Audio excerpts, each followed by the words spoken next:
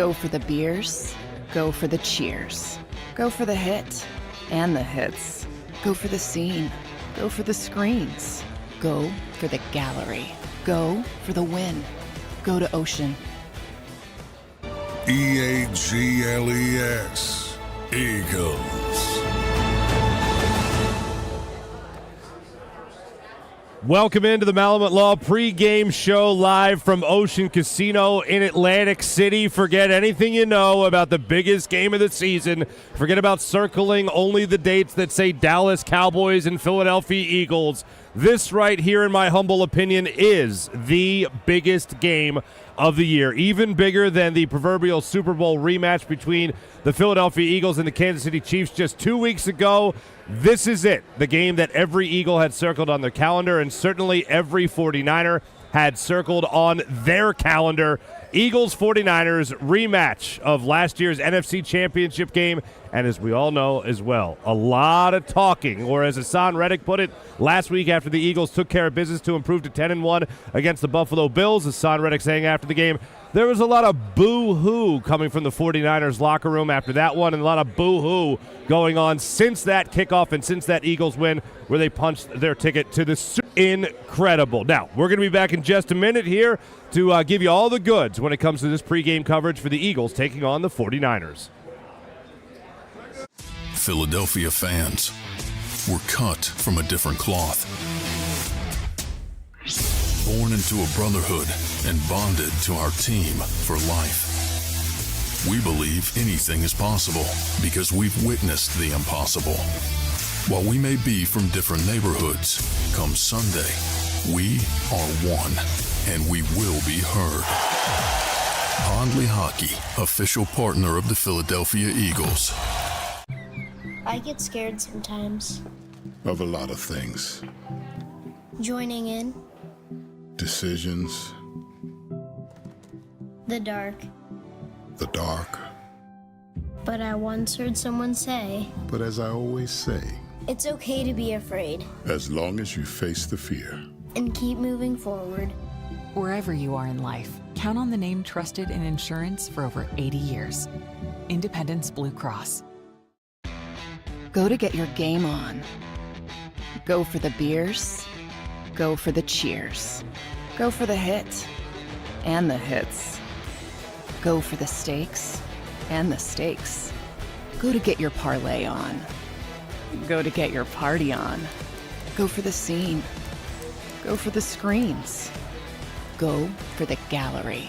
Go for the win. Go to Ocean. Visit theoceanac.com to plan your visit.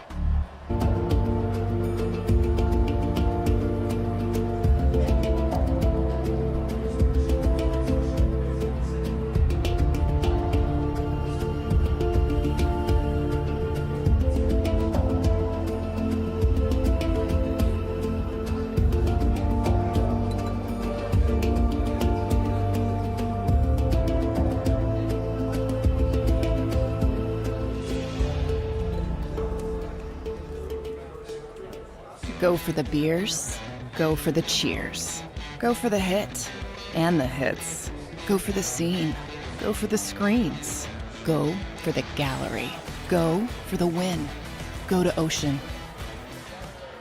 EAGLES, Eagles.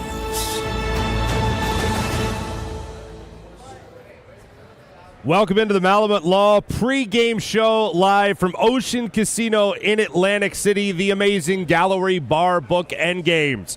Forget anything you know about what was supposed to be the biggest game of the year, whether that was both games to this point against the Dallas Cowboys and the second one of those two coming up next week. Forget about what you knew about the Kansas City Chiefs game being circled in KC just 2 weeks ago.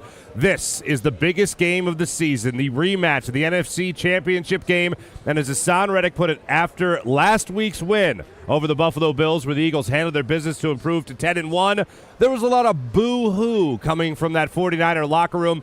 all over the last couple of months, and immediately following that Eagles win where they punched their ticket to last year's Super Bowl. We'll be breaking it all down for the biggest game of the season and to see just how right and how much better this Philadelphia Eagles team can be compared to this 49ers squad. My name is Marc Farzetta. Once again, welcome in to the Malamut Law pregame show. We have Adam Malamut himself with us starting things off. Bill Colarulo from Legal Hands to the Face podcast, as well as the Philly Sports Power Hour here on the JAKIB Sports channel, and Eagles Hall of Famer Seth Joyner. Seth, I want to start it off with you, and I want to ask you this question. Fatigue has become a big factor heading into this game. It's been a storyline. The Eagles, over the last 2 games, they played 95 snaps just last week, and in total, 169 snaps for this defense over the last 2 games. They're facing a team that can control the clock with the way they run the ball. They're facing a team today that can also score quickly with big plays. How much does fatigue for you play a factor into this game against the 8-3 San Francisco 49ers? Well, when you get into a game like this, it comes down to your will. When no doubt they played a lot of snaps, but I'm certain Nick Sirianni gave them a lot of rest this week. So if they took care of their body and they did what they needed to do, hopefully adrenaline will get them through. But this is the part of the game that people don't really talk about. It's a big deal to me, and I'd be curious to see how the Eagles come out and play. When you play in these high-leverage games and you play in these intense situations, it's a high adrenaline game, and it's really, really difficult each and every week to raise your intensity level back up and meet the demand. That's why this has been more of a gauntlet so much than the competition, is that they have to raise their level of competition week after week after week after week throughout this 5-6 game process. So I'm really interested to see how they come out, the energy that they come out with, because San Francisco is going to come in here breathing fire today, and they're going to have to match that intensity early in order to keep this game close. San Francisco is a front-running football team, okay? Their defensive line, they chum the waters when they have a lead. Everything offensively works much more efficiently for them when they have a lead. Just to prove my point, Brock Purdy, when he's winning, he's completing 71% of his passes, 8 touchdowns, 0 interceptions, with a 120.7 quarterback rating. When he's losing or they're behind, those numbers drop to 63% completion percentage, 2 touchdowns versus 4 interceptions, and his quarterback rating drops to 82. So this is a front-running team, and the Eagles are going to have to match that intensity out the gate today to keep this game close. It also takes away, and I'll get into it a little later on, it also takes away the things that they like to do best. And as we get through the show, we'll talk about some of those things with Christian McCaffrey, in my opinion, being the linchpin for this offense. I know trash talk has also been a big part of this, probably one of the biggest storylines as well.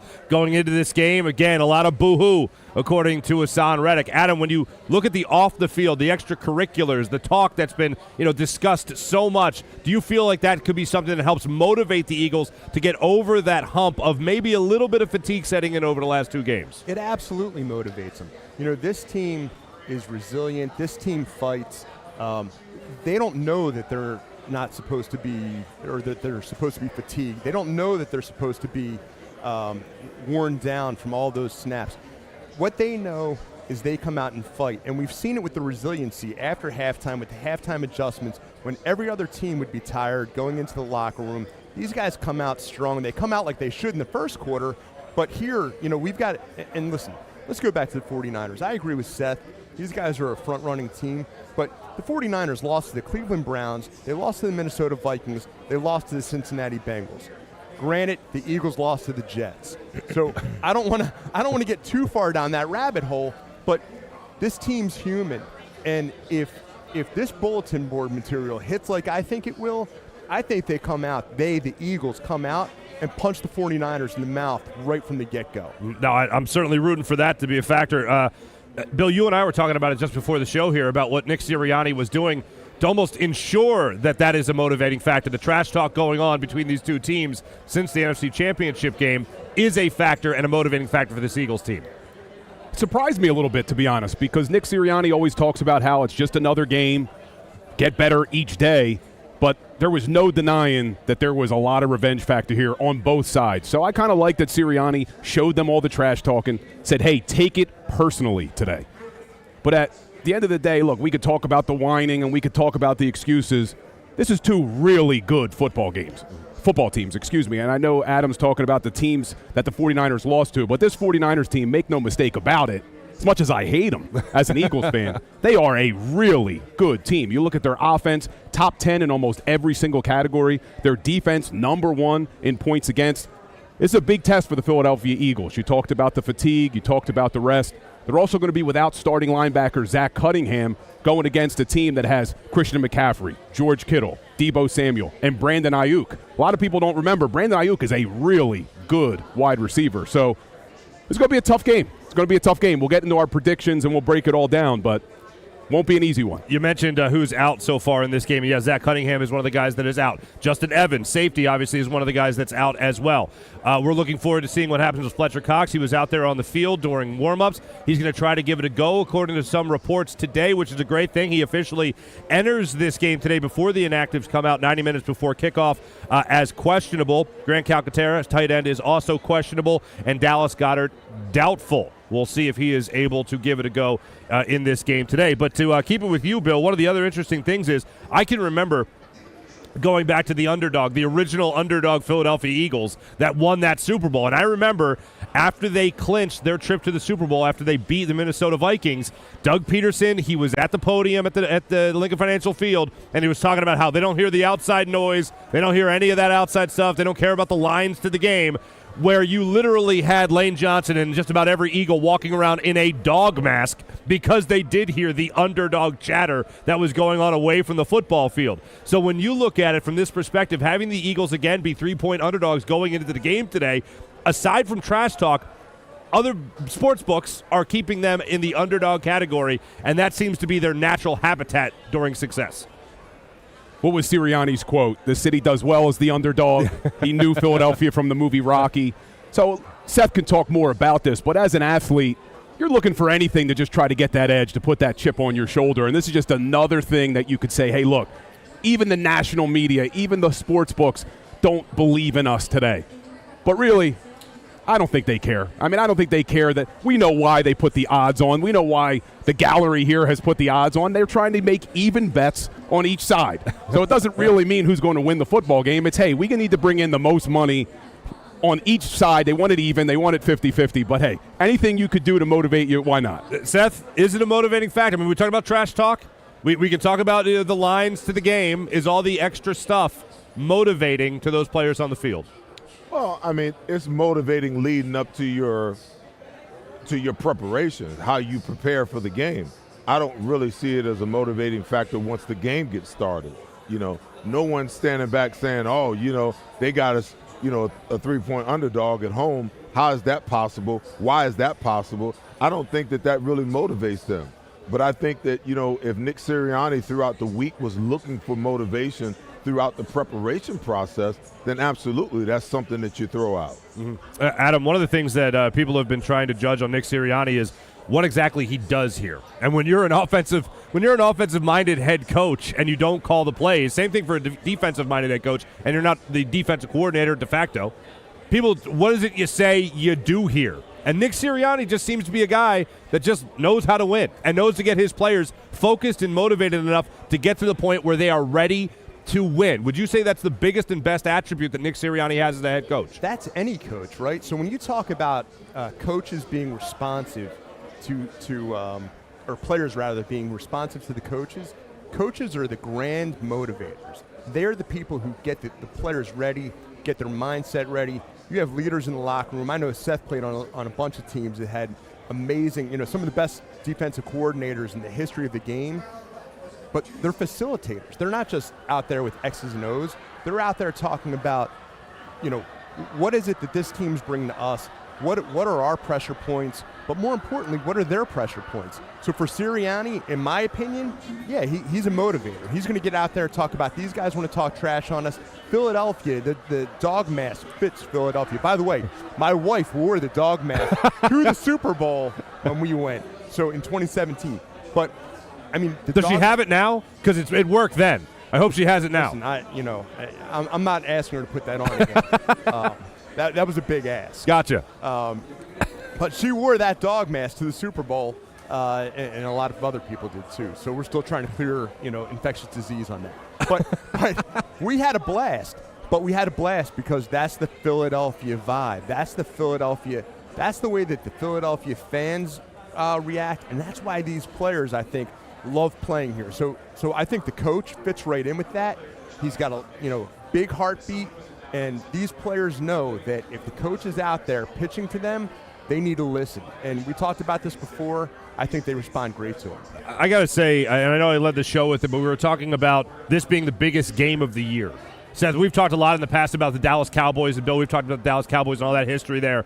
But when it comes to all the trash talk, not just for these teams of being the best teams in the NFC, but this is a big game to the fan bases.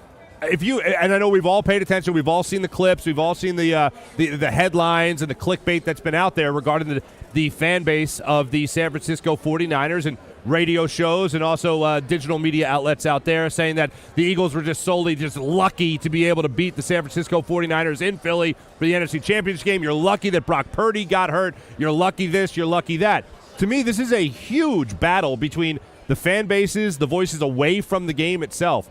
But I look at this game not just for the standings, not just for playoff implications, but for the battle of the fan bases. I look at this game way bigger than I look at any Dallas Cowboys game. Seth, do you say that this is the biggest game on the regular season slate?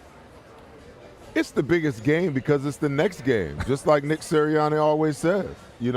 Once we move past this game next week, the biggest game will be the next one, which is the Dallas Cowboys is coming up on the schedule. So I never approach it from that standpoint. You can only play one game at a time. The fans affect the game more so when you're at home than when you're on the road, and how you deal with fan bases and how you deal with playing on the road. But it's bragging rights, and not only have the players, whined and complained about how last year's game turned out, but the fan bases have gone back and forth, for the last, 8, 9, 10 months about how that game wound up. The excuses are abundant. The thing that nobody really ever talks about is San Francisco came in here, for the NFC Championship game, the number 1 ranked defense in the National Football League, giving up the fewest points in the National Football League at that time. And they got a 31-piece hung on them, okay? So you can talk about having Brock Purdy and not having Brock Purdy, and I'll go back in my notes and I'll give you those numbers later on, but I promise you, 31 points was a major difference, okay? Brock Purdy wasn't stopping Jalen Hurts in that offense from putting points on the board and getting in the end zone last game. So there's a lot of factors, to factor into today's game. And there's a lot that's being said. We'll procrastinate and talk about, what might happen and what could happen.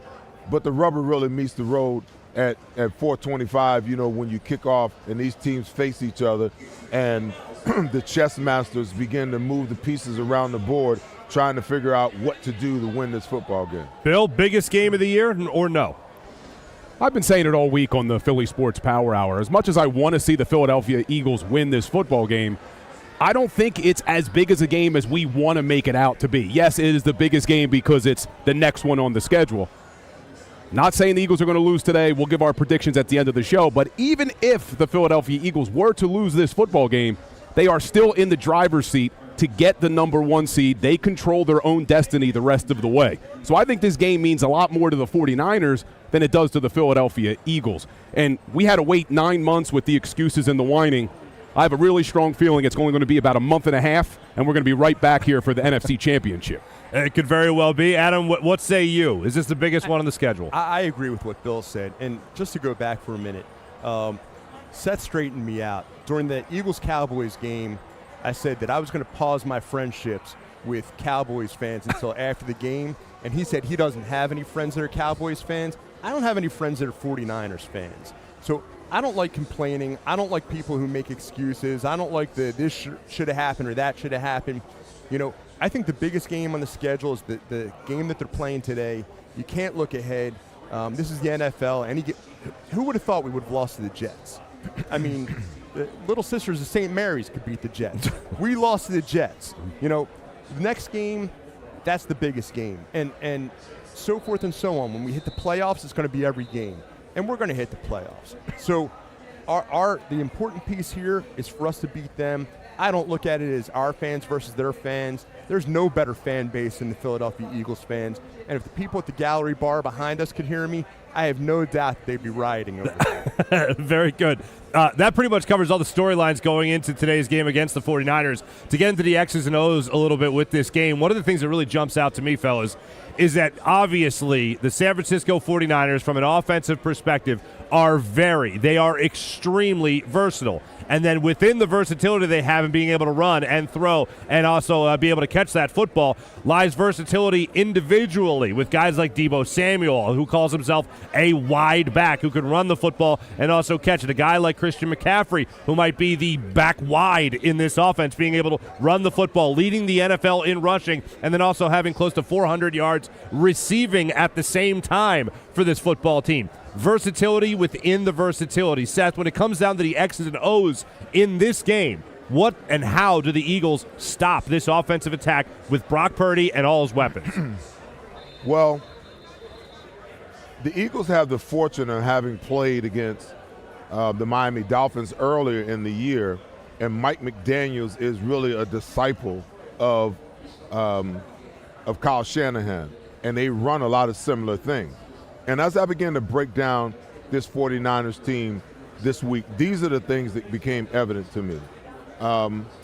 If you go back, way back, when we played against the Washington Redskins, when they were the Washington Redskins and Joe Gibbs was the head coach, they knew that we ran what was called automatic fronts and coverages. We had an automatic defense for every front that you came out with and a coverage for every front. We had a blitz the formation for every formation that you had. So they knew that. So what they would do is they would come out with one formation and they shift. We'd have to change defenses. Then they sent a guy in motion. It changed the formation again. Now you had to change defenses again. And what they were really trying to do is really create as much chaos as they could, trying to get somebody not to get the check and create a mistake on the defensive side of the ball. The other thing was they had great versatility. You could take Gary Clark and put him in Art Monk's place, and take Art Monk and put him in Gary Clark and Ricky Jackson's place, okay? Then, you know, you had these interchangeable tight ends. You had some tight ends that blocked. You had some tight ends, you know, that were just pass receiving tight ends, okay? And when it took me the first 4 years of my career, I could not figure it out because they had what looked like so many formations. But because those pieces were so diverse, they could put them in different places and make it look like a different formation, when in reality, they probably only had like 5 formations and maybe 8 total plays. 8 total plays. When I look at the San Francisco 49ers, they remind me of that. They remind me of that because McCaffrey and Deebo Samuels are interchangeable. You can put either one in the slot, you can put either one in the backfield, and you can hand them the ball. You can take Juszczyk and Kittles, and you could do the same things with them, okay? Now, what they really want to do, and I would venture to say, if I could take all of their offense and put it in AI and have it spit out what they do, it would tell me that they really only have a handful of plays and a handful of formations. But with all the window dressings and all the putting players in different positions, it makes it look like they're so diverse, you know. But really what they want to be is they want to be a team that can run the football, go play action pass with Brock Purdy. They want to be able to control the line of scrimmage. You know, the games that they lost this year, Christian McCaffrey did not run the football particularly well. Against the Browns, he had 25 carries for 108 yards. Okay, he got injured in that game, so he really wasn't 100%. The Vikings, 22 carries for 65 yards. The Bengals, 23 carries for 113 yards, okay? So and really, that's their overall, I'm sorry. Against the Browns, he had 15 carries for 45 yards.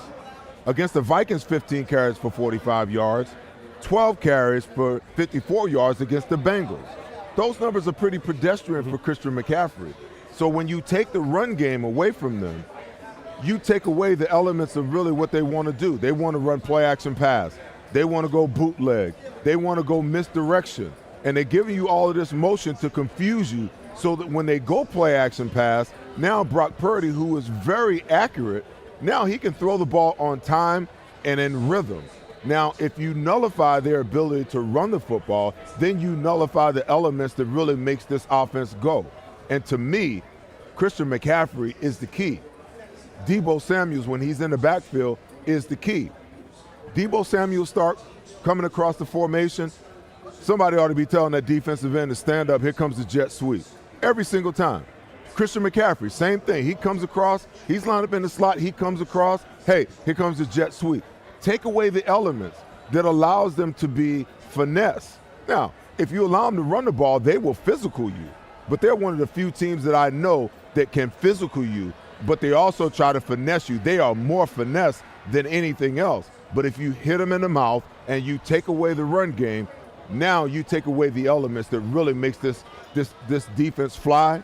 You give yourself a chance to stay in the game and not give them a lead, per my stats on Brock Purdy earlier, and now you can make him a very average quarterback, in my opinion. To keep with you, when you're talking about the complexities, though, of that offense being able to run so many different things out of similar formations, how much does it help a guy like Sean Desai to at least have been with the Seattle Seahawks last year and seen this San Francisco 49ers team 3 different times? All of those things are advantages. The fact that he's seen them and called defenses against them before or was on the staff and understand how they tried to attack that defense. The fact that he, played against, Mike McDaniels earlier this year and beat them tells me that he knew some things and had some ideas about how to get that offense under control, how not to, get your eyes out of the wrong positions because they're doing all this shifting and all this motion. It's all window dressing. It really is.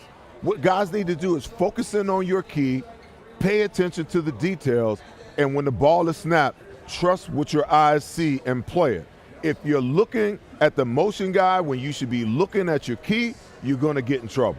All right, Adam, I want to ask you this question more specifically about the Eagles' defense attacking that offense. One of the stars of the game last year in the NFC Championship game was Hassan Reddick, and he has been just a man on fire playing well for this football team ever since he got the cast off his hand. Do you look at him as a guy that needs to be close to an MVP in this game in order for the Eagles to win this?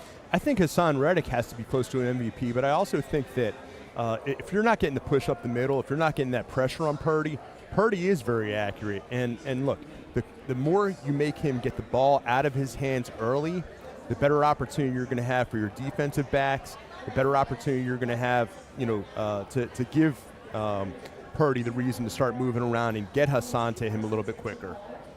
Fair enough. Bill, real quick with you. Talking about what Adam, just to take off from there for a second, the defensive tackle position. We've talked about fatigue when we started out the show, talking about how it could affect this game.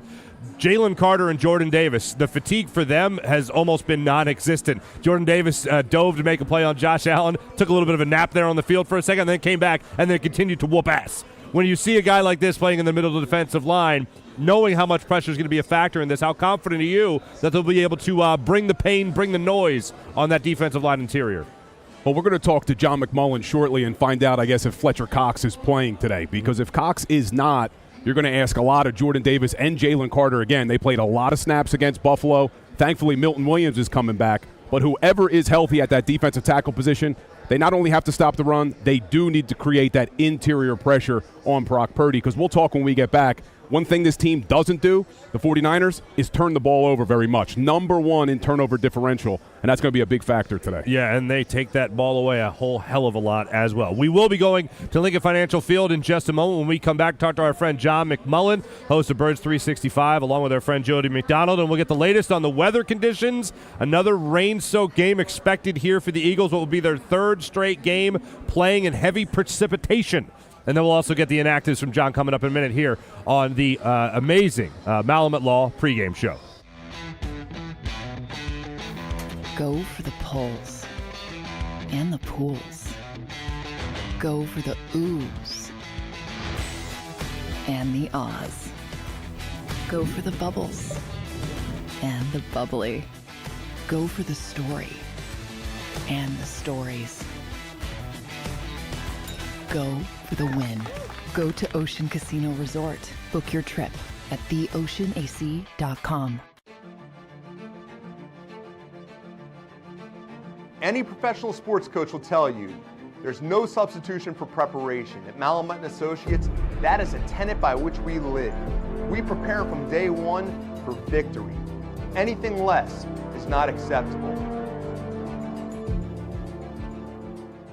We're here to show you a better way to spend your state income taxes and get the money to where it's needed to most to the thousands of qualified kids. What we like about Blocks is they really know where the need is. This program ensures that their dollars come 100% into these kids for their tuition assistance. If you are able, Blocks makes the EITC piece go very quickly and very smoothly. Turn your PA State tax liability into need-based scholarships and receive a 90% tax credit.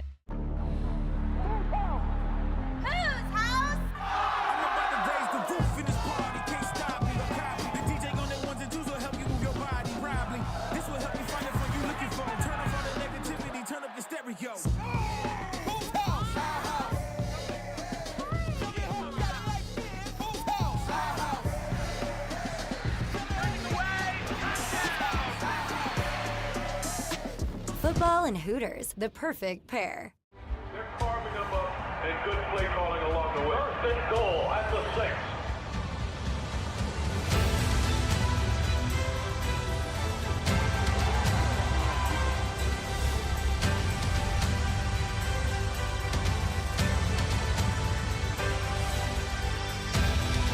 On the field of life, First Trust Bank is there for you. Champions on 3. 1, 2, 3. Because Philadelphia dreams deserve a Philadelphia bank. Any professional sports coach will tell you there's no substitution for preparation. At Malamut & Associates, that is a tenet by which we live. We prepare from day one for victory. Anything less is not acceptable.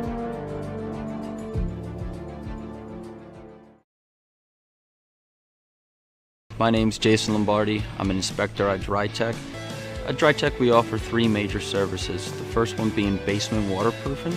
The second service we offer is foundation and structural repairs. And then the third service that we offer is mold remediation. If you feel you are having a waterproofing issue, give DryTech a call or check us out online.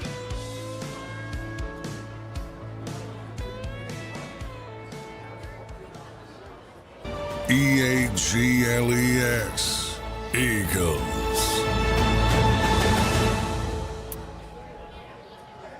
Welcome back to the Malamut Law pregame show here from Ocean Casino in Atlantic City, the Gallery Bar, Book, and Games. We did just get the inactives in. Tanner McKee, of course, inactive. Rashad Penny, Dallas Goedert is inactive today. Sua Epeta and linebacker Zach Cunningham inactive. The good news out of that, Fletcher Cox's name not on that list, so Fletcher Cox is active. The Eagles will have that extra push. We'll see what he'll be able to bring to the table. For more on this game, let's go to Lincoln Financial Field, talk to our NFL insider and co-host of Birds 365, John McMullen, joining us right now. John, for the third straight game now, I have to ask you first about the weather conditions, and then also I'm going to ask you about expectations for Fletcher Cox in this matchup. But first, John, what's it looking like at the Link? Yeah, it wasn't looking great, Mark, but I think we're going to get a break.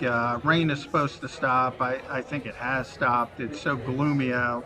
But it's just a small drizzle, and it seems to be wrapping up. So by kickoff, it's supposed to be just cloudy, and we're finally going to get a football game without the rain. So if you checked it out this morning, it was not looking good. The tarp was on the field, so we'll see how the playing surface is. But I think we're going to dodge a bullet as far as having a third consecutive rain game for the Philadelphia Eagles. Excellent. We know that Dallas Goedert is inactive today, and that's an unfortunate thing, obviously, but Fletcher Cox is active. What are the realistic expectations with him? What percentage of Fletcher Cox do you think we'll get in this game today? Yeah, well, that's the question now. As you mentioned, he is active. Fletcher was on the field. It was pretty clear he's preparing to play. There's not a lot of guys the Eagles would allow to play when they don't practice during the week, and that's exactly Fletcher's one of them. He did not practice at all during the week, but made a push to play, was out there. The question is, can he play his normal number of snaps? And that's what we'll keep a close eye on. But obviously, when you have Jordan Davis, Jalen Carter, Fletcher Cox, Milton Williams is going to be back after missing last week with a concussion, Marlon Chewy Pelotu. So you really go deep on the defensive front, especially on the interior. And that's, where the Eagles should have the big advantage against the San Francisco offensive line, which has Trent Williams, who's a tremendous Hall of Fame level player. But the other four guys are not as good, to put it mildly. So the Eagles are going to have to take advantage of it and have their full strength on the interior is going to be really important. John, we were talking earlier in the show about the trash talking leading up to this game this week. What kind of energy are you seeing out of the Eagles out there as they're warming up? I mean, are they warming up with some attitude, or are they bringing that Philadelphia style back to this warm-up here to set the tempo? Well, Nick Sirianni talked about it in his team meeting, so that's been reported by Jay Glazer on Fox. So Nick has always been a guy. He always says if you can use it, use it. And he's even said if you can make it up and use it. So he told his players to take it personally. He obviously wants them to play with a chip on their shoulder. I think that's, sort of dependent on a personal level. If you talk to, especially the veteran players, you shouldn't need anything further for motivation. But yeah, I mean, there have been some high-profile instances of chirping after the NFC Championship game. So the Eagles are trying to use it. We'll see if it works or if it doesn't work. Hey, John, what's going on, man? We've been talking a lot about how we think that the Eagles need to stop this 49ers rushing attack first. Christian McCaffrey, obviously a playmaker. Eagles are light at linebacker. No Zach Cunningham. You're going to have Christian Ellis playing a lot of snaps. Ben Van Sumeren maybe getting some reps. Would you come with a little bit more five-man fronts today if you're the Philadelphia Eagles defense to try to prevent that offensive line to get into the second level and get into those linebackers?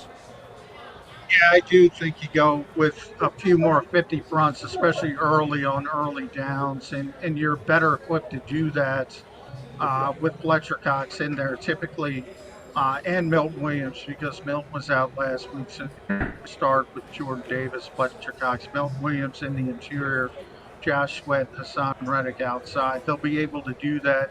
That's going to be the key to stopping Christian McCaffrey in the running game or containing him. The linebacker situation is what it is.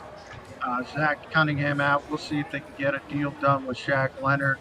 After this game, we're going to see if he chooses the Eagles or Cowboys, which is very interesting because obviously they're going to play each other next week. But I do think when you get to known pass situations, though, I think everybody's hyper-focused on Christian Ellis. I think you're going to see a lot of big nickel. I think you're going to see a lot of three safety looks with Kevin Byard, Sidney Brown, Reed Blankenship, and that's how they might piecemeal it together without Zach Cunningham. John, how much of an advantage is it for Sean Desai having played, having coached in Seattle and played against San Francisco quite a bit, and then earlier this year having played against Mike McDaniel's Miami Dolphins, who run a similar style offense with all the motion, all the shifts, and everything that goes with it? How much of an advantage is it for him having seen all of that to prepare this team for what they're going to see against this 49ers offense? Yeah, I think it's an advantage. I think it's always an advantage. Really this offense is the Mike Shanahan offense if you want to go all the way back. So heavy play action, and anytime you've seen it, you've seen it a lot like Sean has. He can obviously key in his players to what San Francisco's trying to accomplish. And they do it better than anybody else when it comes to running this offense. So a lot of it obviously is going to come down to execution, but Sean's very familiar with it. And that can never be a bad thing. So I think it can only help. But, when you have playmakers like McCaffrey and Ayuk and Kittle and Deebo Samuel, it's easier said than done. You might know what they're trying to do, but it doesn't mean you can stop it. But I don't think it can hurt that Sean has a great familiarity with this particular offense. John, to talk about trying to stop that offense, you're going to need some linebackers to help you out just a little bit. And the Eagles linebackers in this particular matchup not looking too impressive, at least on paper. Who are the Eagles linebackers today? Is it Morrow, Ellis, and then obviously Hassan Reddick as an edge rusher in all of this? And then Ben Van Sumeren, I believe, is also up for this game. What does that linebacking core look like to you, and how are they going to use them? Well, you have to differentiate between all-ball linebackers and edge rushers. So obviously, Hassan Reddick is not going to play all-ball linebacker, but yeah, it's going to be Nicholas Morrow, it's going to be Christian Ellis, and Ben Van Sumeren's the backup. And as I said, I think you're going to see, you started to see it last week. Going back to the summer, Sean Desai would sort of tinker with these big nickel 3 safety looks. There were a bunch of injuries. Now with Kevin Byard here, with Reed Blankenship settling in, with Sidney Brown getting more comfortable, I think he kind of unrolled it a little bit against Buffalo, and you're going to see the same thing even a little bit more because Zach Cunningham's not available, especially in known pass situations. My guess is he's going to throw out a little bit more big nickels. So it might be only Nicholas Morrow on the field. It might be that type of situation. But, I mean, let's not sugarcoat it. The Eagles have some issues at the linebacker position. There's no question about it. We don't even talk about Nakobe Dean. So Nakobe Dean and Zach Cunningham are the starting linebackers for this team if everything went correctly, and both are out of this game. So it's never a good thing. John, while we're on linebackers, let's talk about the linebackers for the 49ers. The 49ers have arguably the best defense that the Eagles have faced so far this year. And we know that Fred Warner's around the ball all the time. That guy just has a nose for the ball. But on top of that, you got this guy named Nick Bosa. A couple people have heard of him. He literally almost committed murder against Geno Smith last week. How do they protect Jalen Hurts? And I'm a huge fan of our Eagles offensive line, but it's got to go beyond that without having Dallas Goedert available. How do we get out there and neutralize guys like that to make our offense more effective? Well, generally, and that's where not that the 49ers don't have a good front. Yeah, Fred Warner might be the best linebacker in football. Nick Bosa is obviously more of an edge rusher. If you look at last year, he was the defensive player of the year, obviously, but Lane Johnson kind of shut him down. Now, Lane is not 100%. We'll see how healthy he is, but we know he's generally been capable, whether it's Nick Bosa, Micah Parsons, whoever you throw at him. He's not going to embarrass himself, let's put it that way. So same thing with Jordan Mailata against Chase Young. It's not to say they're going to win every rep, but the Eagles are one of the few teams that can line up against the 49ers and say, all right, our tackles are on an island, do something with them. Same with the interior with Landon Dickerson, Jason Kelsey, Cam Jurgens. So if you're looking for a reason the Eagles win this game, they are better equipped to handle the San Francisco defensive front than vice versa. The San Francisco offensive line has Trent Williams and a bunch of guys. So, it might be a difficult day for Josh Sweat, but the other guys should have a chance to make some plays. Yeah, I'm looking forward to seeing that battle between Jason Kelsey and his former teammate, Javon Hargrave. But we talk a lot about turnovers, and turnovers usually dictate who's going to win a football game.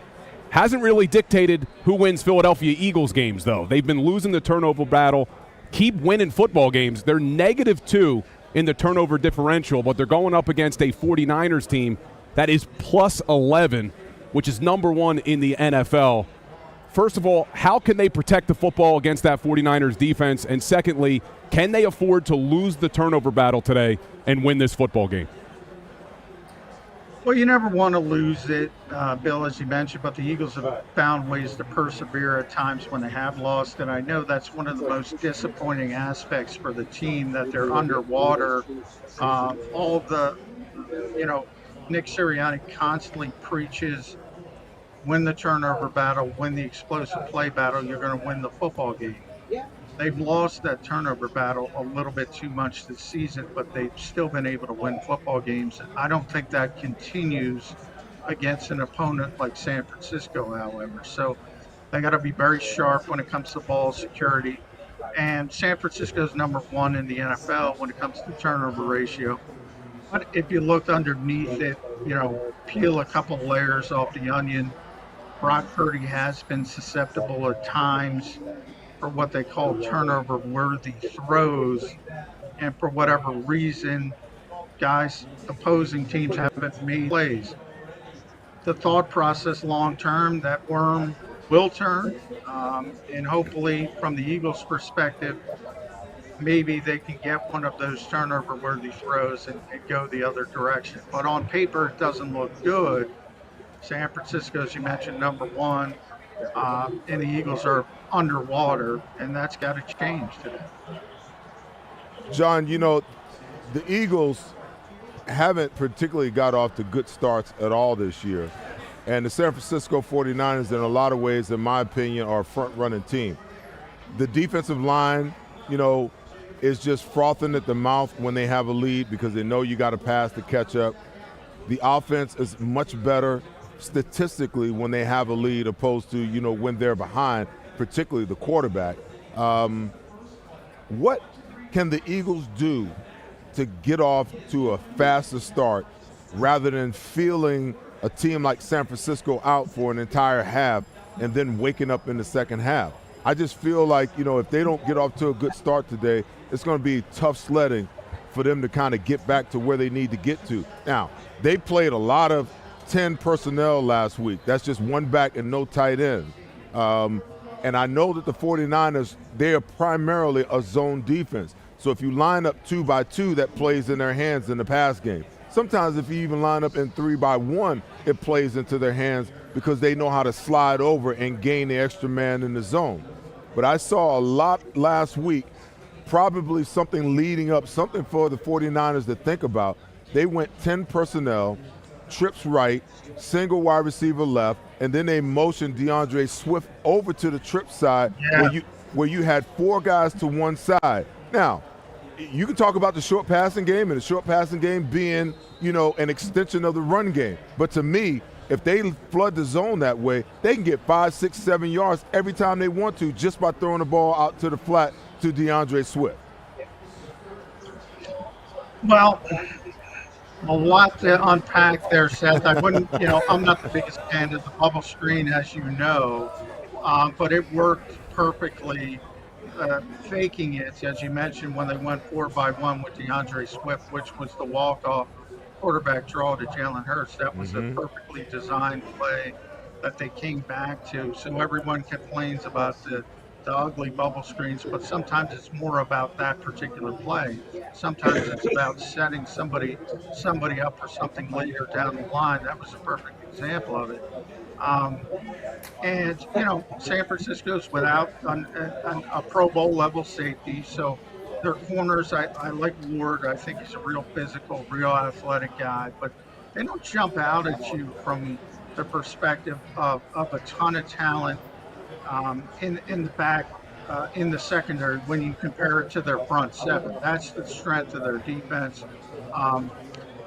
the defensive front and the linebackers. So I think there's going to be plays to be made by the Eagles in the passing game. When you talk about those fast starts, though, they will tell you ad nauseum, look, can't be 2nd and 10, 2nd and 9, 3rd and 8. They got to find a way to make those third downs manageable. And when that happens, the whole playbook opens for Jalen Hurts, how difficult it is, especially to stop a quarterback that can pull it on the back end, the read option, that makes it very difficult for the defense. And you're right. I mean, the Eagles want to get the lead in this game, make Brock Purdy play from a deficit, make him force throws. And that's where I think he's susceptible to making mistakes. If it's a 14-0 game, San Francisco, I think the Eagles are going to be in deep trouble. So they need to find a way to cure these early game ills. I agree with that. And I think that starts with being more effective on first and second down. John, I know we talked about the off-the-field conversation when it's come to this game, the trash talk with this game, but if you just boil it down to its simplest form, this is two of the best teams in the NFL going at it, and a lot of national pundits, a lot of critics are looking at the Eagles as if they're not that good because of point differential on the season, the fact that they have to come back in so many of these games. But when push comes to shove, how much of this game, aside from any animosity or bad blood, how much of the Eagles looking at this matchup with the 49ers is almost a prove-it game that they're every bit of worthy of that number one record in the NFL? Yeah, I mean, I don't think the Eagles think about anything as a prove-it game. I mean, they're 10-1 for a second consecutive season. They're pretty confident in their own abilities. Now, will they use it? As we mentioned, Nick Sirianni evidently in his talk to the team, showed some clips of the 49ers saying some of those untoward things. So Nick's not above using anything for motivation. But no, I don't think the Eagles look at any game as a prove-it game. I just think they kind of point to the scoreboard type of thing and say, hey, there's only one 10-1 team in the NFL. They're 10-1 for 2 consecutive seasons. They can go 11-1 for 2 consecutive seasons, which is virtually unheard of. So I don't know if it's prove it as much as they want to keep moving on, because if you beat San Francisco today, they're basically out of the running for the number one seed. And obviously it makes more things difficult for Dallas, even if Dallas is able to beat you in AT&T Stadium, which they've already won. I think they've won 14 straight there. So that to me is what this game is about. You don't want to give San Francisco hope and Dallas hope that they can be in the mix for the number one seed. You want to kind of put your foot down and say, all right, you're going to have to come through Philadelphia again if you're going to beat the Eagles en route to the Super Bowl. So I think it's more about that than anything else. John, DeAndre Swift is an incredibly effective runner. He's averaging, if not over, certainly near 5 yards per carry. That gets you a lot of first downs. That gets you a lot of movement down the field, and it eats up a lot of time on the clock. What can we expect to see out of DeAndre? Is he going to get his normal feeding time? And like Seth, I'm going to ask you a compound question. I can't believe that A.J. Brown's not watching or hearing about what's happening down in Miami with Tyreek Hill today.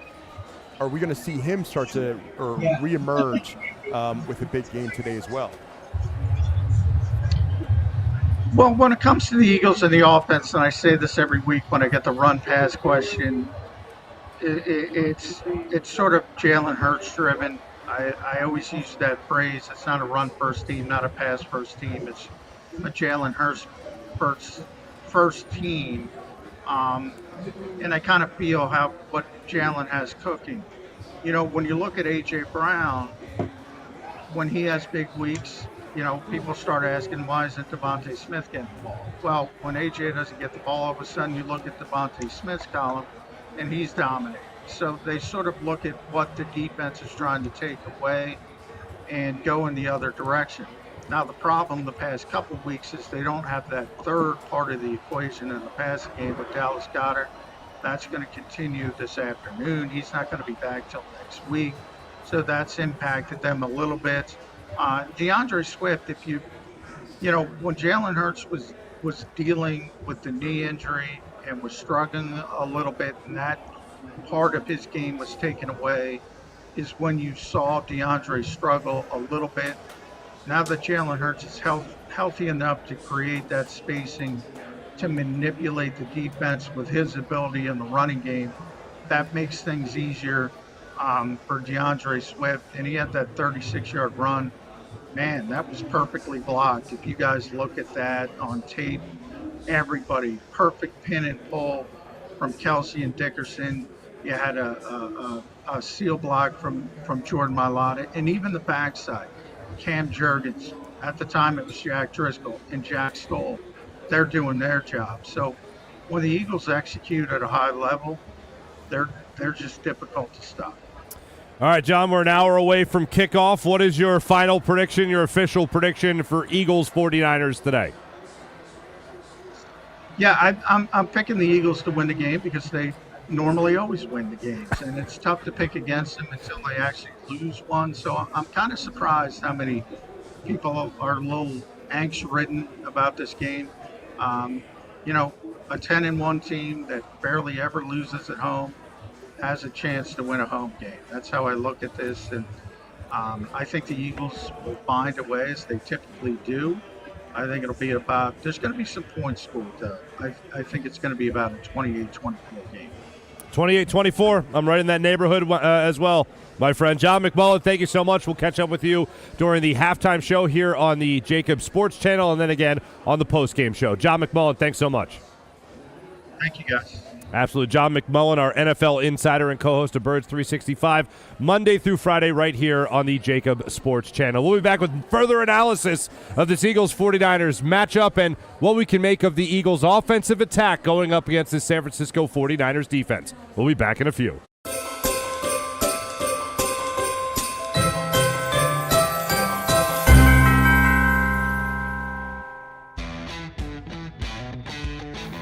Go for the pulls and the pools. Go for the oohs and the ahs. Go for the bubbles and the bubbly. Go for the story and the stories. Go for the win. Go to Ocean Casino Resort. Book your trip at theoceanac.com. Any professional sports coach will tell you there's no substitution for preparation. At Malamut Associates, that is a tenet by which we live. We prepare from day one for victory. Anything less is not acceptable. We're here to show you a better way to spend your state income taxes and get the money to where it's needed to most to the thousands of qualified kids. What we like about Blocks is they really know where the need is. This program ensures that their dollars come 100% into these kids for their tuition assistance. If you are able, Blocks makes the EITC piece go very quickly and very smoothly. Turn your PA State tax liability into need-based scholarships and receive a 90% tax credit.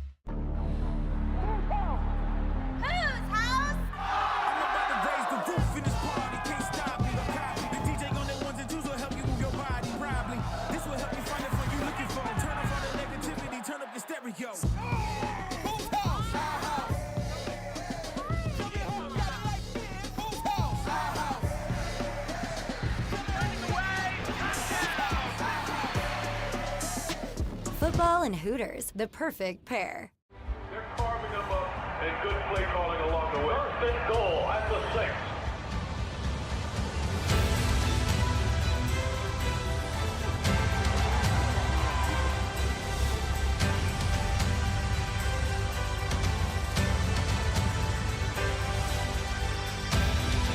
On the field of life, First Trust Bank is there for you.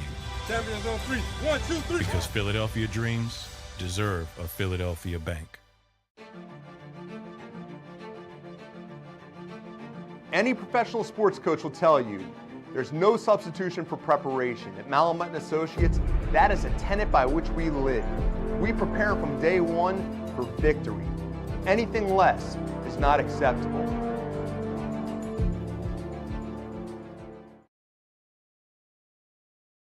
My name's Jason Lombardi. I'm an inspector at DryTech. At DryTech, we offer 3 major services. The first one being basement waterproofing. The second service we offer is foundation and structural repairs. And then the third service that we offer is mold remediation. If you feel you are having a waterproofing issue, give DryTech a call or check us out online.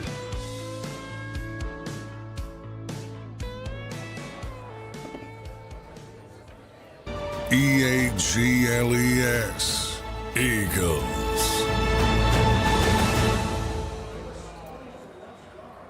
Welcome back to the Malamut Law pregame show right here at the always electric Gallery Bar Booking Games here at Ocean Casino in Atlantic City. Marc Farzetta with you, along with Adam Malamut, Bill Colarulo, and Eagles Hall of Famer Seth Joyner as well. We're coming to you live right here from the Gallery Bar Booking Games. We're breaking it all down with your 10-1 Philadelphia Eagles taking on the 8-3 San Francisco 49ers. Niners going into this game. I know we're overdue for not saying it yet, but we're breaking it all down, of course. And one of the things we haven't really focused on to this point has to do with how this Eagles offensive attack is going to go up against one of the, if not the best defense in the NFL. Seth, you pointed out earlier, last year the Eagles put up 31 points on the San Francisco 49ers defense.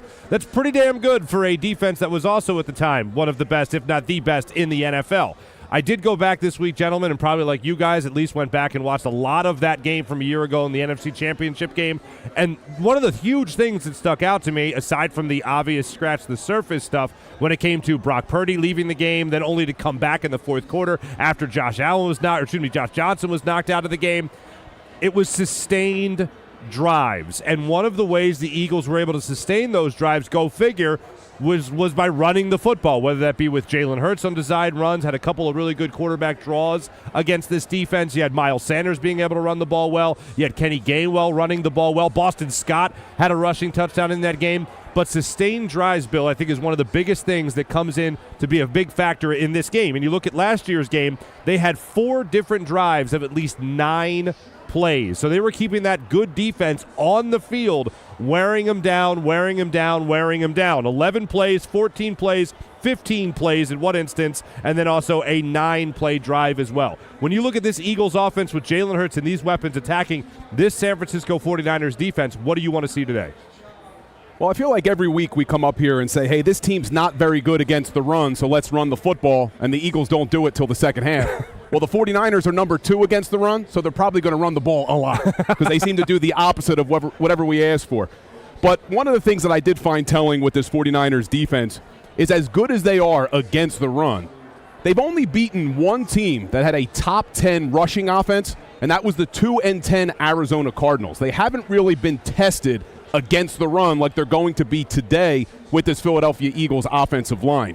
And I was a little concerned about this rushing attack for a few weeks in there. We've seen since Cam Jurgens has come back that when they want to run the football, they seem to be successful. And I think it all runs through DeAndre Swift. We've seen what he can do to spark an offense. He did it last week against the Buffalo Bills. I think we need to feed DeAndre Swift today. And Brian Johnson, I think he's done a lot better of a job than he gets credit for. But one thing he needs to do today is stick with the run. Even when it isn't working, it's working because you're keeping that defensive line from pinning their ears back and coming after Jalen Hurts. You have to keep them guessing. You can't let Fred Warner and that defensive line know, hey, we're dropping back every single time. So I hope they run a balanced attack today. And I do think they can take advantage of this 49ers defense through the air. They're down 2 safeties, and no one's been able to really stop both A.J. Brown and Devontae Smith. Absolutely. Seth, one of the things that stuck out to me from this week and their news conferences that the Eagles were having was Jalen Hurts. He used the word really 6 times. The 49ers are really, really, really, really, really, really good at defense. Fred Warner's the guy that really heads up that cause. How do you make sure that you're not playing into his strengths as this game goes on? Well, I just feel like, this is one of those games. The Eagles are going to have to figure out a way to shorten this game. And the best way to shorten the game, and listen, the Eagles offense ranks 3rd in the NFL, 3rd in the NFL in third down conversion. So they've got to convert some third downs and stay on the field today and not have, those 3-and-out scenarios where you turn the ball over and you give this offense multiple shots. Now, I'm not saying that because I don't think that the Eagles have the firepower to stay with San Francisco. I'm saying that because that defense played 92 plays last week, and the offense only played 65. So they've got to figure out a way to shorten this game so that fatigue doesn't set in towards the end of the game. Adrenaline can only take you so far. But if this game winds up being the knockdown, drag out, just brawl of the year, they're going to have to figure out a way to dominate the line of scrimmage and dominate the time of possession in this game and minimize, the possessions. If they have 10 or more possessions in this game, San Francisco, it's going to be hard for the Eagles to win this football game. That's just my opinion. Not because the defense can't stop them, not because the offense can't score enough points, just because I think by the time you get to the fourth quarter, the fatigue factor is going to kick in. So what does that look like? What does that mean? Okay, they're giving up 85 yards a game on the ground. They're a fast defense. So running outside isn't the smartest thing in the world. Their safeties react well. Both of their linebackers are 4-4 guys. They can just flat out run and they get to the ball, with plenty of attitude. So what they need to do is have a nice combination of runs and passes, things that they want to do, and set plays up as they go along, like Brian Johnson has done. I alluded to it, in postgame last week. He's done a better job of it than most of us really give him credit for. So what does that look like? That looks like some quick-hitting runs right up the middle. So where our offensive linemen are engaging their defensive linemen and we're getting up to the next level to the linebackers, the running back is hitting the hole right now. So if he hits the hole right now you got time. Those zone plays where DeAndre Swift is going to be trying to figure out, whether the hole is inside or outside, or those stretch plays, those are going to be difficult against a team that is just that fast. And in the pass game, like I said, they are a zone team. They don't like to play a whole lot of man unless you get them in a situation where they have to, okay? Because they're so fast and they react so well out of zone, they just want to sit back and let you catch the ball, break up on the ball, and hit you. Well, the Eagles have got to figure out a way to make them adjust their zone. Out of that 10 personnel, when they go trips and you can get DeAndre Swift on that 3 receiver side, okay? Now, I'm not a big fan of the bubble screens, and John kind of talked about it when I brought it up earlier. I'm not talking about the bubble screen. What I'm talking about is the guys on the 3 receiver side running deeper routes and then leaking DeAndre Swift out to that side a little later, okay? So now when you throw him the ball, the defenders have had to get back on those deeper routes. When he catches the ball, he's got 4 or 5 yards in front of him. So every single time he catches the ball, he's going to be gaining 4 or 5 yards every single time. That's the short passing game that Nick Sirianni has talked about that kind of counts as, as a running play. But if you don't flood their zones, they are a very good team in zone coverage. And when they can cover you up and make the quarterback go from his first read to his second read, that's when their defensive line really gets to rolling. When we spoke to John McMullen a minute ago, one of the things we got into, and Adam, you asked him about it, was A.J. Brown. And he has been a guy that has obviously this season been a phenomenal weapon for this Philadelphia Eagles offense. But over the last couple of weeks here, he's been virtually non-existent in terms of the actual catches, the actual yards, the actual touchdowns for this Philadelphia Eagles offense. You referenced Tyreek Hill's numbers. Today, Tyreek Hill so far, the Dolphins are beating the Commanders 38-15. Tyreek Hill, 5 catches, 157 yards and 2 touchdowns. Do you see A.J. Brown, Adam, today starting to make a little bit more of an impact on the stat sheet, the box score, after this game to help the Eagles win? I think John had a great point, right? It's we know that we have a weapon on one side, we have a weapon on the other side, and it's going to be wherever the hot hand is, wherever they can exploit the weaknesses, right? So if the Eagles come out, and I'd like to see Lane Johnson and Jordan Mailata and the rest of that front 5, I'd like to see them push back on the San Francisco defenders, give that run to set up the pass. I love the idea of leaking DeAndre Swift out because I think that'll keep folks a little bit more honest. If we're able to do that, then yes, I think it'll either be Devontae or AJ, but AJ is very competitive. Like any other athlete, like any other professional, he wants the ball in his hands, and we've seen him get animated over that. So if he gets animated over that, I think, yes, you're going to see a big game from him, and hopefully Devontae got some folks' attention last week, and they start keying in more on Devontae. Go ahead, Seth. The difference will be is that, okay, they played Dallas, then they played the Chiefs, and then they had the Bills. You're talking about defenses that have the capability and the wherewithal to be able to take a guy like A.J. Brown away, that's not afraid to double him, that's not afraid to give him coverages, that really takes him away. I'm not so sure the 49ers really live in that vein. The 49ers, like I said, they're primarily a zone team. So I look for A.J. Brown to get off early and often, because now what has Jalen Hurts been able to do? Over this time where, he's been injured with the knee, he's become a much more proficient quarterback from the pocket. That's what San Francisco requires you to do, especially when you're behind. They're not going to chance man coverage. Why would they? Why are you going to chance man coverage when you could just play zone and force teams to check the ball down and allow your defenders to break and bat balls down and try to cause fumbles and things of that nature? So they're going to force Jalen to take what's in front of him. This is going to be the hard part for this team because the majority of their routes, they like to throw the ball 15 yards or more down the field, which, A, takes time. B, if guys don't get open right away, now, Jalen's kind of in panic mode. Jalen doesn't like to check the ball down because I don't believe that their offense is really designed for him to do that. It's designed for chunk plays. But this is one of those games where it's going to be important for him to move the sticks. 5 yards on first down, 4 yards on second down. That's not bad. That's not a bad thing because you're going to possess the ball and you're going to leave yourself in third and short situations for a team that's one of the best third down converting teams in the National Football League. You convert, that gives you 3 more shots at it. 3 more shots to get another first down. 3 more shots or an opportunity if they're down for them to do something that's out of character for them. Now you can take a shot down the field. But to try to force the ball down the field, to me, that's problematic.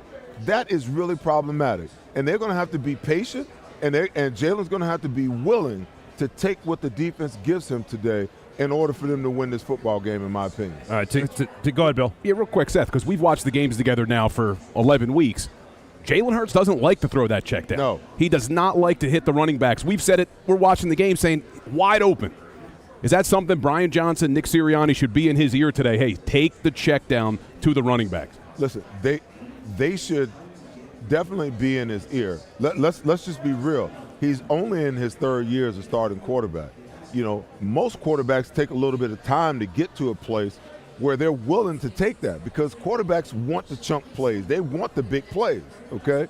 But when you're playing in a game like this where every possession can be critical, the most important thing is moving the sticks. It's possessing the football as much as you can, Now, you can't tell me that Jalen can be as proficient as a passer as he is and not know where everybody is. He knows where his outlet is, okay? And the longer that he holds onto the ball, waiting for those routes to develop, the more space is going to be created for that guy to his check down guy or that guy who's there. You got to be willing to take it, though. You got to be willing to take it. You can't force balls today. You cannot get in a situation where you turn the football over 2 times today against a team that very rarely, if ever, turns it over. It's a death knell for them. So you got to be willing to take the short passes and take the short gains just to put yourself in 3rd and short situations. And if you can get the 3rd and 1, 3rd and 2, it's a wrap. It's a wrap. You're going to convert, okay? I don't want to see them in a 3rd and 2 situation and all of a sudden something that San Francisco very rarely does, they jump into a blitz and they come after him and they take a shot down the field. You got to have a situation where you have a route with a double move or an option route that allows you to convert the 3rd down and get the 3rd down, okay? If the situation is right, there's always the right situation for the shot down the field. But I watched it in college football all day yesterday. I've been watching it in the NFL all year. I cannot tell you how many times 3rd and 1, 3rd and 2, 3rd and 3, a team will get a blitz look, check to a down the field pass, and that's a 50-50 ball. You're throwing a 50-50 ball on 3rd and short when you should be going. Now, if you're in 4 down territory, by all means, go ahead, okay? But if you're not in 4 down territory get the first down so that you can move the sticks rather. I got my sticks and my chains mixed up there. Move the sticks so that you can continue to possess the football. If not, you're going to punt the ball away and give the opposition another possession at you. It makes no sense to me. First and foremost, that should be the first thing on an offensive coordinator's mind. How do we move the sticks? How do I get my guy in a situation where he's either working away from a zone defender or he's got an option route, a double move against a defender underneath where we can get the first down? All right, now, you referenced the third down conversion rate the Eagles have been so good at this season with their offense. One of the huge reasons they're so good at third and fourth down is because of the brotherly shove and the tush push and all that. Well, to go outside of this game for a second, there was a report by Diana Rossini earlier in the week talking about how Roger Goodell does not like the brotherly shove, does not like the tush push, and does want to see it eventually banned. To try to be as objective as possible, being that we cover the team that uses this to their great advantage, better than anybody in the NFL, should it be a legal play in the NFL? And I'll ask Adam Malamut himself here. Should it be a legal play? Do you represent the Eagles as their defense? How do you represent them in this scenario? Let me tell you, I saw some of the greatest social media material this week on the brotherly shove. I saw them do it with a wedding party. Oh, yeah. Where everybody's dressed up, everybody looks real nice, and they're at the wedding, and all of a sudden they're doing the brotherly shove, entering, with the kid tossing the flowers to get him across the line. He spikes the flowers. I'm not sure if the bride was happy with that. Listen, it's a play. It's a football play. How can you rule out a football play because one team is doing it better than everybody else? This is like years ago, they talked about redesigning golf courses because Tiger Woods was winning every single tournament. That's preposterous. Get out there and work and figure out how to do it yourself. I am absolutely opposed to them outlawing that. Look, you can't touch the quarterback. You got to, run up to the quarterback, give him a hug, give him a kiss, give him a handshake, give him a fist bump. I mean, there's so many protections that they've put in. You have an effective play that one team has mastered, and now you're going to take that away? I think it's a huge mistake, and I'm hugely against it. It's because of who is doing it. No question. Okay, but because for years, Tom Brady and the rest of the league has been doing it. They haven't done it to the level and had the success level that the Eagles have had. So now that the Eagles have perfected something that teams have been doing for years, now all of a sudden you want to take it away? It makes no sense to me. It makes no sense whatsoever. If anybody else was doing this, Roger Goodell would be zip-lipped, okay? But it's the Philadelphia Eagles. It's the Philadelphia Eagles. That's the reason why. That is the reason why they don't want – they're trying to outlaw this thing. Mm-hmm. I agree. Bill, I'm telling you right now. It really doesn't matter if Roger Goodell wants it outlawed, because in order for him to get it outlawed, I know they can bring it to the competition committee. It still has to be voted on by the owners. Mm-hmm. And if 9 owners want that play in the NFL, that play will remain in the NFL. And I think you look at all of the publicity it gets. You just heard Adam talk about looking at the social media and all that. This play is great for the NFL. And think about all the people who talk about it. Think about all the people who are going to watch this San Francisco-Philadelphia game just hoping that the brotherly shove happens to see if that defensive line can stop it. So as much as Goodell may be saying behind the scenes, hey, I don't like it, I don't think you're going to get 30 owners, 25 owners that need to vote on this to say, hey, it needs to go away. I think it's here to stay. Right, and he obviously works for the owners, which makes me believe he's not saying it unless he's already had those conversations. Well, but the competition committee, the Eagles don't have any representation on the competition committee, but all 3 of our divisional foes have representation. Not for much longer, though, because Rivera's on there, and I don't think he's going to be around next season. There you go. All right, we're going to be back with our official and final predictions for Eagles 49ers. And, Seth, I want to ask you a question. If anyone ever said anything to you before or after a game that made you a little extra added and motivated, a little more motivated. Anyone ever call you trash, Seth? The next time that you face them. So we'll get into that conversation when we come back here on the Malamut Law pregame show.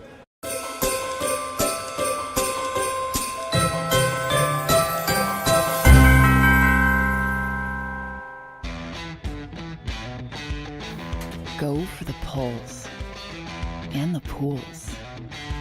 Go for the oohs and the ahs. Go for the bubbles and the bubbly. Go for the story and the stories. Go for the win. Go to Ocean Casino Resort. Book your trip at theoceanac.com. Any professional sports coach will tell you there's no substitution for preparation. At Malamut and Associates, that is a tenet by which we live. We prepare from day one for victory. Anything less is not acceptable.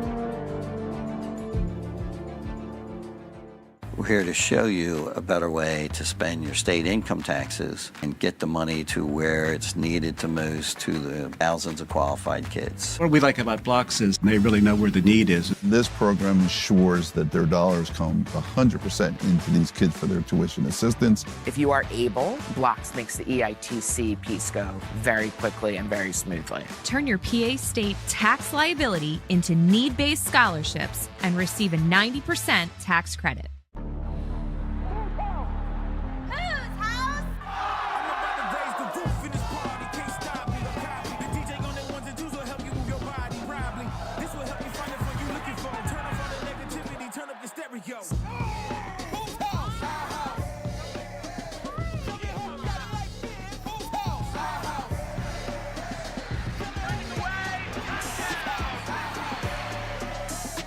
Football and Hooters, the perfect pair.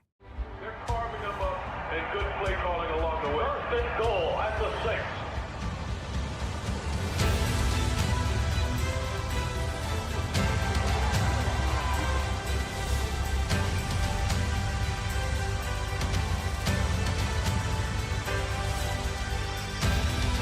On the field of life, First Trust Bank is there for you.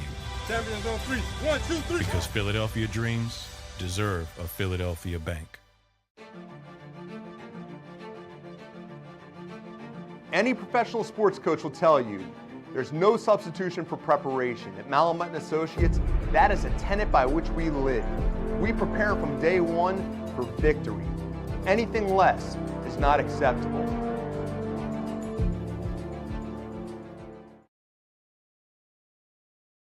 My name's Jason Lombardi. I'm an inspector at DryTech.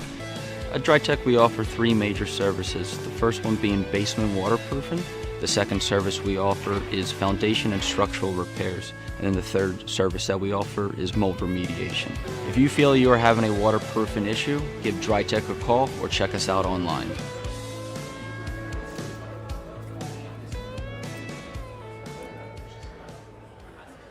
EAGLES. Eagles.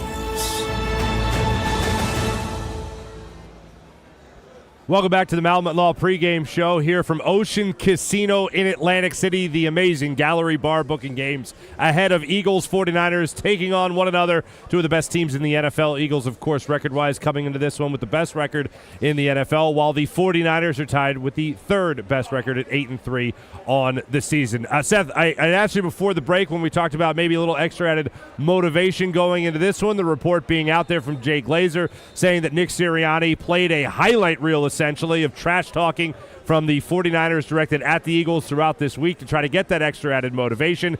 Anyone ever say anything to you throughout your playing career that made you play with a little bit more of a chip on your shoulder? No, we were known for kicking ass and taking names, so nobody was going to overstep the bounds. No need of throwing gas on the fire. Do you hope the Eagles have that same type of mindset going into today's game? Well, hey, listen.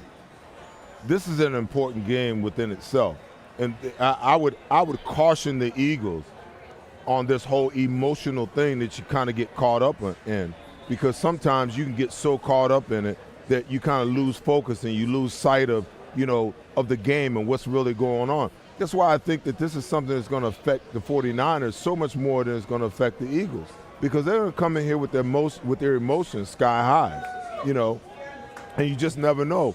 Adrenaline is a real thing. If you use too much of it too early, by the time you get to the end of the game, you don't have any left. And then how do you focus? If your intent is to go after this guy, if your intent is to do this or do that, instead of focusing in on what your job is and what your responsibility is on a given play or a given down, how do you focus in? How do you get locked into what you have to do?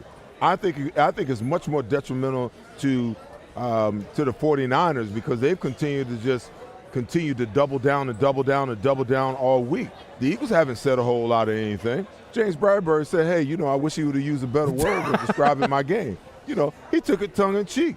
But I promise you, deep down inside, he's taking it personal, you know, but you don't personalize it in a way where it removes focus from you and it removes focus from the team to something bigger than you and bigger than the team. And to me, that's what Deebo Samuels has done more than anything. All right, gotcha. All right, now before we get into our official predictions for this game, there's a couple of things that have gone on this week that we haven't commented on yet, and one is Shaq Leonard, the other is Zach Ertz. I want to go down the line. I'm all the yeah, if I can get Shaq Leonard on this team, absolutely. If I can get Zach Ertz on this team, and it's beyond the idea of being some cute reunion with somebody to help you win a Super Bowl, I think it's a guy that can help you win now. So those are two names that are out there, both for the offense and the defense, that can help you right now. You in or out on Shaq Leonard, Adam? I love them both. Mm-hmm. Absolutely. Bring I'm him all in. All right, bring both in. Bill? Right. I would bring them both in as well, simply because we need depth at both positions. But I'm not having any visions of grandeur that these guys are the guys they used to be. Sure. Zach Ertz is only averaging about 6 yards a catch. I think he'd be a nice backup to Dallas Goedert. Shaq Leonard, we don't know what he has left. Hasn't been the same guy since all those surgeries on his back. Was playing a little bit better this year. Just we don't have depth at those positions, so that's why I'd make the move, but I'm not sure how much they move the needle for the team. Where are you at, Seth? I'm in opposition to both. You don't want either? I'm out on both. Look, listen, Zach Ertz was cooked when he left here. You know, he had very little left, and that's no disrespect. He's one of the greatest Eagles of all time. But when he left here, he had nothing left. He didn't go to Arizona and set it on fire. You know that you don't gain anything with him as a blocker. You know, and he doesn't have the speed and he doesn't have the agility that he had to be an effective pass catcher. You know, I'm not taking balls away from Dallas Goedert, who only averages 4 or 5 targets a game. For what? For nostalgia? No. Not doing that. Okay, and then as far as Shaq Leonard is concerned, listen, nobody really talked about why the Colts released him. Okay, there's got to be more to this story than meets the eye. And then you don't go down to Dallas and be in need and let that guy go to your arch rival for a look and see the following week, okay? Now, Dallas is not going to come out and say, this is why we didn't sign him, but if you're Dallas and you got more cap space than the Eagles do, you make that guy an offer that doesn't allow him to go to Philadelphia, doesn't allow him to examine, you know, that option. Okay, there's more to this story than meets the eye, and I don't know whether it's a production thing, whether it's an injury thing, you know, that teams are concerned about, and nobody's is willing to throw him under the bus and say this is why we released him or this is why we didn't sign him. But there's more to this story than meets the eye, and I would hate for the Eagles to go and sign him and bring him in, you know, and on top of it, Indianapolis let him go, and they still owe him $6 million. They're guaranteed to have to pay him $6 million. Why would you let a player who's capable to be productive, and by the way, his production is down. Through the games that he played with them, he's only had 65 tackles, no interceptions, no sacks, no impact plays, okay? So there's a reason why you let a player go. I don't see the benefit. He's got to come in here. He's got to learn the system. Now you're upsetting the apple cart again, just like when you brought Nakobe Dean back. And if you decide at a later date that Nakobe is well enough to come back, okay, because they haven't determined whether it's a season-ending injury or whether he's capable of coming back at some point in time. Now you got to try to figure out how do you disperse these plays among 4 linebackers, and 2 of them has consistently played well for you. You know, how do you figure out how to make that right? I said, Pat, you're 10-1. You don't need a damn thing. So the only thing I disagree with is we don't know how long Zach Cunningham's going to be out. So that's why I think maybe you make the move. You're not giving up any assets to bring in a guy like Shaq Leonard. He cleared waivers, so really all we're talking about is money. If you sign him, he's not the guy that you thought he was. I don't think you're any worse than you were before. My issue would be if the reason they haven't signed him is because he's looking for more years than just this season. I would not commit to bring him in if you have to sign him for more than this season. If he's injured and he's not whole, and then all of a sudden you bring him in and then he gets injured, it's just like not having him, okay? So to me, I think the injury piece of it is bigger than anything else, you know. And everyone talked about the way Christian Ellis played last week. Hey, listen, the guy came in cold.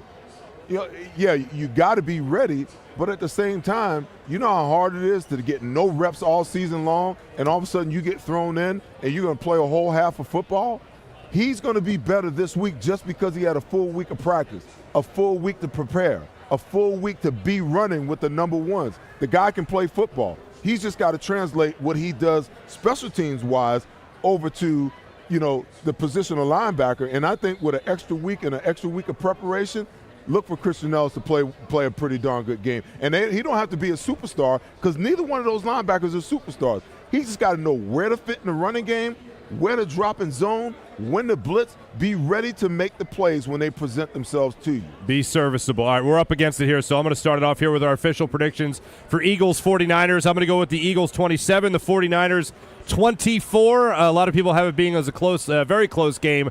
I have the Eagles winning this one 27-24. Adam, what say you? It's not going to be the baseball game that the Patriots played. I think it's going to be a high-scoring game. I'm going 30-27. If they play as one team, Malamut Law, we talk about one team, they play as one team. They're going to outscore. They're going to outpace 30-27. Eagles win. Love it. Bill, what do you got? There are so many reasons to believe that the Philadelphia Eagles will lose this game. We've talked about the fatigue. They're on shorter rest than the 49ers. 49ers played on a Thursday night. The Eagles have won a lot of tough games, like Seth mentioned earlier. You look at the stats, San Francisco, top 10 in every category on offense. Eagles are shorthanded on defense. But you could throw all the stats and all the analytics out this week because I can't imagine that the Philadelphia Eagles and Jalen Hurts are going to let this 49ers team that has been talking and making excuses for 9 months come into Lincoln Financial Field and win this football game. So everything's telling me, hey, the Eagles should lose, but you can't pick against the Philadelphia Eagles. And I'm already on record, so I didn't copy your score. 27-24 Philadelphia Eagles. They go to 11-1 today. I was nervous Bill was going the opposite direction. We were going to have a conversation when we got off. Seth was kind of looking also a little bit nervous about where Bill was going. Oh, boy. Seth, where are you at today? Hey, listen, my prediction is based upon another rainy night and another cold night. But after looking at the radar just now, it looks like all the rain is gone. And from 4 o'clock to 9 o'clock, it's completely clear. Looking at the old Doppler, were you? Yeah, of course, man. Seth does it all, man. You got to use it all, man. You got to use this thing to your advantage. Hurricane Joyner. I believe that this is going to be a defensive war. I really do. I think it's going to be a defensive war, and I don't think it's going to be as high a scoring game as everybody thinks. I still like the Eagles to win because they find a way to win. They find a way to get it done, and I just feel like they'll find a way again to get it done. I like the 49ers 14, the Eagles 17. on a late Jake Elliott 50-yard field goal. How about them apples? Wow. My heart really. My heart's exploding already. Thank you very much, gentlemen. Thanks, everyone, for watching the Malamut Law pregame show. But we do have to end on this note. Aside from us all picking the Eagles and John McMullen picking the Eagles, we have to tell you about a wonderful sponsorship and partnership we have with the people of the EBOD Foundation. That's the EBOD Foundation. And just like in football, a team's strength that lies within the players. And it's just like this partnership we have with the EBOD Foundation to help combat Alzheimer's as well as dementia. And here's what you could do to get involved. JAKIB Media joins forces with the EBOD Foundation to lead the charge for a cure. Your donation today not only supports this critical mission, but it also enters you to win a trip to the big game in Las Vegas. This is your opportunity to win 2 tickets to the big game, 2 nights in a hotel, and $2,000 in cash for expenses. All you have to do is text the word SCORE to 833-202-9835. That's 833-202-9835, and you receive the info right here on the screen as well when it comes to texting the word SCORE to help this foundation. Thanks for watching, everybody, and as always, go Birds.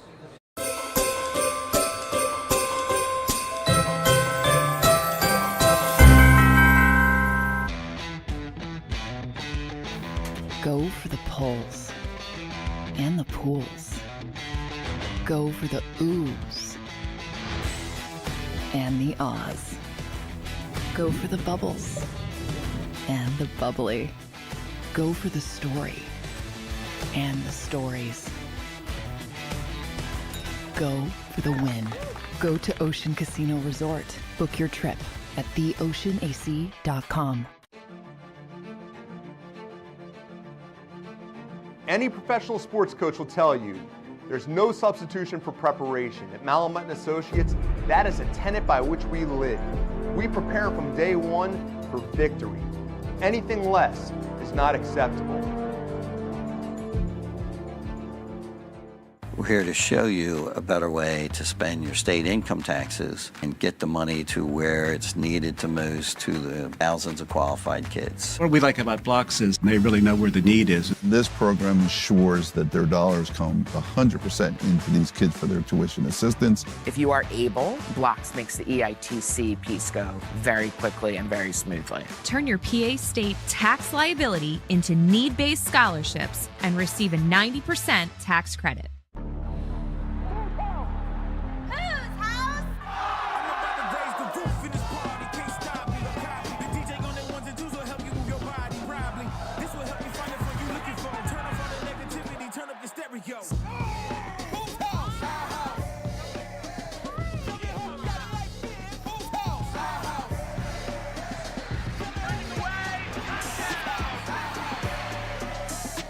Football and Hooters, the perfect pair. They're carving them up and good play calling along the way. First and goal at the 6.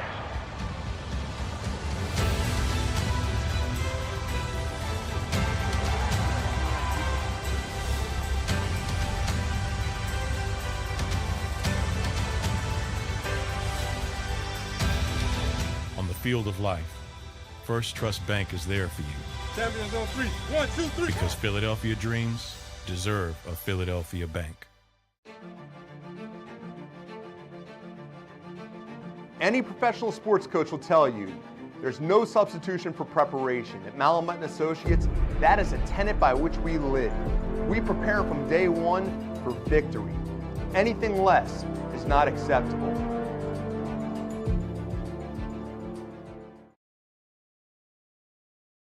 My name's Jason Lombardi. I'm an inspector at DryTech. At DryTech, we offer three major services. The first one being basement waterproofing.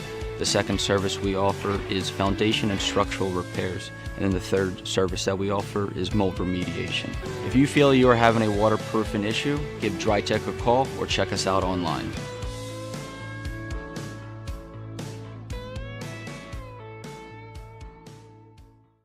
EAGLES, Eagles.